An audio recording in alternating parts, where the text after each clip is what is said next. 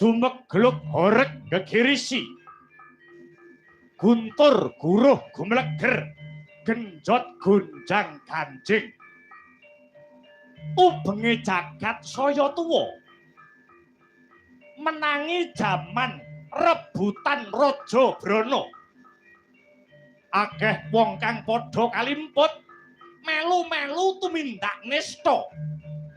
padha ora eling lamun tok urip iku ora mung upaya raja brana nanging uga ngesti kamulyan ing tembe apa to tandane sing duwe pangkat ora kena nggo kiblat merga gegaran niat jahat golek nikmat kang tanpa ragat bandane kawula digawa minggat ora iso bedake ngendi sing apik ngendi sing jahat wong cilik dadi keserakat ora kuat nanggung aboting brayat nayakane jajalaknat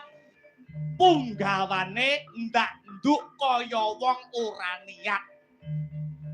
patihe biangsat senopatine keparat ratune ela-elu ora duwe adek-adek sing kuat ngancik jaman wesi manungsa ngumbar mring birahi anane mung lali yen ana perkara mung rebut bener mung waton wani tunggal bangsa wis ora nyawiji kabeh kebrongot rasa iri drengki lan rasa srehi karo wong tuwa wis ora ngurmati kawruh agama ora dipundi para kiai ora diajeni para santri kang setya bekti dianggep budak lan kuli. Daya panas ing jaman wesi kadaya saka uni. Saka uni kang demen ngapusi,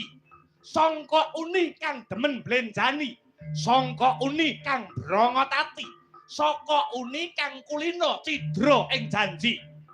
Reja-rejaning jaman sapa manungsa ingkang seneng gawe congkrah sapa manungsa ingkang seneng gawe dredah munggahe panca bakah ingkang den sababake saka unine sinebut watak sengkuni.